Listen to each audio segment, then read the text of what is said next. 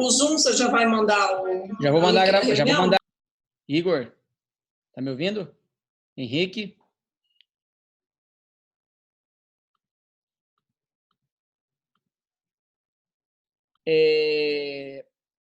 Comecei a gravar agora, tá? Tinha esquecido de apertar. A ideia é trabalhar com vocês alguns conceitos básicos, que é nessa aula 1, e teorias do envelhecimento. Talvez alguns já tenham lido sobre isso, discutido. Confesso para vocês que quando eu fiz o mestrado em 2007, 2009, nós não tivemos uma disciplina de envelhecimento, e então vários conceitos que são tratados, ou em teorias do envelhecimento, na fase em que eu fiz o mestrado, esses conceitos nem foram estudados, nem foram discutidos em sala de aula. Então, eu senti a necessidade de tentar mudar um pouco o que eu tive de experiência no passado dentro do programa. O ponto 2, que é a legislação do idoso, eu só fui me ater quando eu comecei a efetivamente ministrar disciplinas sobre envelhecimento. Até então, de 2007 até 2012, por exemplo, eu nem sabia que existia uma legislação. Desculpa, até sabia que existia, mas nunca tinha lido esse documento. E, por fim, nessa primeira parte, nessa aula inicial, que obviamente nós não vamos terminar hoje, nem é a ideia, tratar sobre o processo de envelhecimento. Então, eu procurei separar inicialmente esse conteúdo. Num segundo momento, que não necessariamente vai ser nessa ordem, porque, por conta da condição, talvez nós tenhamos que mudar um pouco a dinâmica, nós vamos trazer um momento para falar sobre os principais testes e medidas que existem para se trabalhar com a terceira idade. Vocês vão ver que é uma gama muito grande, assim como com qualquer outra faixa etária. Me perguntarem, Matheus, você domina todos os testes? Não, e nem quero, são muitos. Né? Cada teste tem por trás um construto, por trás tem uma variável a ser analisada, e dependendo da variável, eu não tenho domínio sobre ela. Por exemplo, pressão arterial. Eu não estudo pressão arterial especificamente. Né? Modificações cardiovasculares. Não é uma coisa que é o foco do meu estudo. Eu basicamente estudo aspectos neuromotores, neuromusculares e morfológicos, que envolvem basicamente aí, desde a avaliação da força muscular, capacidade funcional, até composição corporal e outras medidas atreladas a essas duas condições. Mas existem testes que eu já ouvi falar e nunca vi como é aplicado. Então, primeiro ponto, talvez, porque nunca foi um foco de estudo de pessoas que estavam ao meu redor, ou porque dependiam e dependem de técnicas mais avançadas. A bioquímica, por exemplo, dependendo do que for feito, eu nunca vi. Uma biópsia, nunca fiz. E a gente lê estudos no envelhecimento que as pessoas fazem. Então, dentro da minha experiência, e aí é o que eu vou trazer para vocês, em termos de avaliação nesse sentido, vou dividir com vocês a tarefa, isso já estava programado, mesmo né, na condição presencial, em que, por isso que aí começa a fazer um pouco mais sentido a primeira tarefa que eu passei para vocês, porque talvez existam alunos entre vocês que tenham trabalhado com envelhecimento e talvez dominem uma ferramenta específica, de uma medida específica, que talvez vá contribuir para a atuação profissional da Luana ou para a atuação acadêmica dentro do projeto de pesquisa da Luana e assim por diante. Então, conhecer o teu público, ele é importante porque te ajuda, no meu modo de ver, ajuda a darmos os exemplos práticos.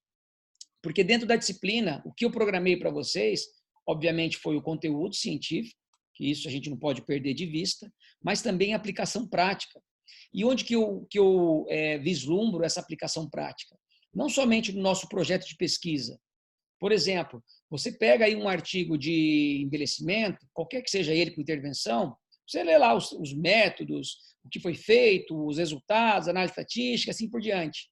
Mas por trás dos bastidores, muitas vezes você não tem ideia de como, coisa simples, de como essas pessoas fizeram a divulgação, de como essas pessoas pensaram estratégias para fazer divulgação, como que as pessoas trabalharam essa divulgação, se foi via mídia social, se foi panfletagem em feiras, em bingos, o que essas pessoas fizeram, se elas criaram algum evento, o que essas pessoas fizeram, né, para angariar esse público.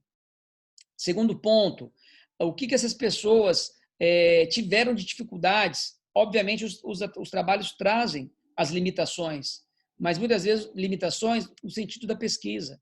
Mas em termos práticos, por exemplo, qual que é a dificuldade hoje de você atender um aluno, por exemplo, da terceira idade, às 3 horas da tarde? Dependendo do seu aluno, você não consegue atendê-lo, porque geralmente eles gostam de qual horário? Início da manhã. Por quê? Porque eles se envolvem, geralmente, quem procura exercício nessa faixa etária, se envolve em 300 outras atividades. ONG, bingo, bailão, natação, hidroginástica. Eles, geralmente, pelo menos do perfil desde 2007 até hoje, das idosas que nos procuraram para fazer parte dos projetos, o perfil delas, a grande maioria, ou boa parte delas, tem perfil muito ativo fisicamente, não só fisicamente, mas ativo dentro da sociedade. Aqueles literalmente sedentários, muitas vezes não nos procuram, porque já não gostam da coisa. Não fizeram ao longo da vida toda, talvez, e não é agora que vão fazer. E aí entra no quadro de debilidades, assim por diante. Mas não é o foco específico da fala, mas sim mostrar para vocês que nem tudo é um mar de rosas, né, nesse sentido. E muita coisa que acontece por trás dos bastidores, os trabalhos, eles não têm essa obrigação de trazer. Então, a verdade de cada trabalho, eu considero que ela é muito fria nesse sentido. Então, ela não traz o calor da emoção dessas condições, né? Os problemas dentro das avaliações, ou como operacionalizar essas avaliações para melhor dinamismo, né? Fazemos a avaliação de capacidade funcional, por exemplo, a bateria toda em dias picados, no mesmo dia. Como operacionalizar isso? E eu vejo que vários de vocês são alunos não regulares. Então, são alunos que estão pleiteando entrar no mestrado. Independente do público que vai trabalhar, talvez vocês estejam fazendo a disciplina por um interesse de estudar um pouco mais sobre envelhecimento, mas talvez não seja o foco específico de vocês. Ou ao longo do tempo, vocês vão se envolver com alguns orientadores que eles vão falar, olha, não quero estudar a terceira idade, você vai estudar atleta. Mas a bagagem que você adquire de uma disciplina, independente do foco específico dela, você consegue transpor muitas vezes para a tua condição de coleta. Quem aqui de vocês já tabulou dados com 500 colunas? Tem alguma estratégia? Como que é isso no dia a dia? O que é importante digitar? E essa é uma fala minha recorrente dentro do grupo, porque depois que passa o projeto, a única coisa que você coloca embaixo do braço é a tua planilha de dados. Então, se ela estiver mal feita, você está ferrado. A verdade é essa. E são coisas que eu vejo que são extremamente importantes e ligadas à experiência prática, profissional e acadêmica que eu tive dentro do mestrado e do doutorado com a terceira idade. E justamente dentro do mesmo programa que vocês estão pleiteando ou vão pleitear uma vaga, aqueles que já não são regulares. Então, todo momento na minha disciplina, vocês vão ver que eu vou tentar minimamente trazer essa experiência prática, e não só a experiência prática, um pouquinho da experiência profissional no quesito, por exemplo, é um público muito especial, eu vejo. É um público que precisa de carisma, é um público que quer atenção, é um público em que você, se é uma pessoa introvertida, você precisa sair da casinha, você precisa mudar o teu perfil de atuação, porque nada adianta você criar toda uma estrutura de um projeto de pesquisa ou de extensão, ou a própria atuação profissional, se você não se ligar de que você está trabalhando com o ser humano. Porque a ideia tua fica linda no papel, aquela ideia fria. A hora que você coloca em prática, você tem dificuldade de executar a tarefa, porque se não tiver o público, você não faz.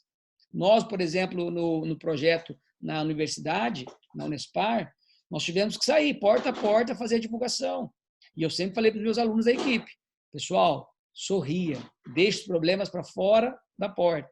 Por quê? São pessoas que querem, principalmente, atenção, querem ser cuidados. Então, se você fizer um bom tratamento nesse sentido, você vai ter esse pessoal, eu até brinco com eles, até morrer. Talvez vão morrer muito rapidamente, ou talvez vão durar vários anos. Então, esse tipo de informação, por não ter tido esse tipo de informação nas disciplinas que eu fiz, senti falta disso, e não estou criticando a conduta dos diferentes professores que eu fiz disciplina. Cada um no seu quadrado, cada um trabalhou, né, da forma que julgou adequado. Mas a ideia pelo menos era inicialmente, fazer seminários, fazer rodas de discussão, fazer parte prática, em alguns momentos eu fazer a própria fala, como é o dia de hoje. Então eu procurei não fazer só de uma forma, só seminário, né? Só os alunos apresentando, porque eu já fiz parte de disciplinas assim e eu também já critiquei. Eu já estive do lado desse lado de vocês. Então eu tentei ver com bons olhos as experiências que eu tive nas diferentes disciplinas que eu fiz ao longo do mestrado e doutorado, juntando a experiência prática e profissional e acadêmica do envolvimento de projetos, e especial com a terceira idade, e, claro, não poderia faltar a ciência permeando todos esses momentos aí. Uma outra parte da nossa disciplina, em que eu pretendo desenvolver com vocês, é que vocês, em alguns momentos, se manifestem, ou todos, para fazer uma apresentação sobre uma modalidade de exercício específica dentro dos grupos de idosos. Então, por exemplo, eu, na minha fala, mais adiante, em outro dia, eu vou trazer para vocês os achados principais dos últimos anos, e eu considero os últimos anos, os últimos 5 anos, sobre Exer Games com a terceira idade, por exemplo. Né? Então, por exemplo, esse já não vale mais vocês escolherem. Às vezes alguém de vocês, eu não vi todos os vídeos ainda, e ainda faltam vídeos, alguns de vocês já trabalharam ou trabalham com uma modalidade, por exemplo, HIIT, ou trabalham com CrossFit, ou trabalham com a musculação, ou treinamento resistido, conforme vocês queiram intitular, ou trabalham com hidroginástica, ou trabalham com ginástica natural, com dança, com capoeira, cada um e gosta dessa modalidade. Então, eu vou deixar bem à vontade para vocês escolherem, para vocês trazerem uma mini aula com os principais resultados, o que as pessoas fizeram. Na tentativa, primeiro, de discutir essa ciência, essa efetividade desse tipo de programa de exercício para a terceira idade, tendo em vista que a nossa disciplina é atividade física e envelhecimento. Então, apesar de ser atividade física na semântica, no sentido de movimento corporal acima dos níveis de repouso, eu considero aí, talvez faltou um / exercício físico, né? No nome da disciplina. Não é uma crítica, é só um comentário. Então, estou indo além dessa questão de definição de termos. E aí eu gostaria que vocês trouxessem para mim, para nós discutirmos, obviamente, esses trabalhos. Né? Depois, quando eu fizer a minha fala de como eu conduzi a montagem do material, e obviamente vai ficar aberto aí para as pessoas conduzirem de uma forma diferente do que eu fiz, trazer para discutir mesmo, porque vocês vão ver que tem uma gama de trabalhos para Tai Chi e Yoga com a terceira idade, e nós não damos conta de ler tudo sozinho. Então, cada um fazendo o seu trabalho de casa, nesse sentido, a ideia é que nós tenhamos aí no final da disciplina os principais trabalhos, ou os trabalhos mais recentes, com diferentes modalidades de exercício. Isso vai nos forçar a ler, porque as pessoas que vão fazer a aula, ela apresentar esse trabalho, esse material, vão mandar para nós via WhatsApp ou via e-mail, a gente pode criar um e-mail ou um Google Drive, ou enfim, para compartilhar o material, para que nós venhamos para as aulas, principalmente nessa condição online, nós venhamos para as aulas e possamos participar efetivamente. E não no sentido de tacar pedra em quem está apresentando, mas discutir aquilo que está sendo apresentado. A ideia é essa. Tá? Então, por isso que eu mandei aquele material de metodologias ativas. Eu sempre tento trabalhar um pouco diferente do trivial, tentando sempre tentar melhorar. Né? Não significa que a gente sempre consegue. Mas eu achei super interessante aquele material, porque, principalmente nesse momento, porque vai nos tirar da zona de conforto, vai dar um direcionamento em como a gente pode trabalhar para não ficar aquela coisa catedrática.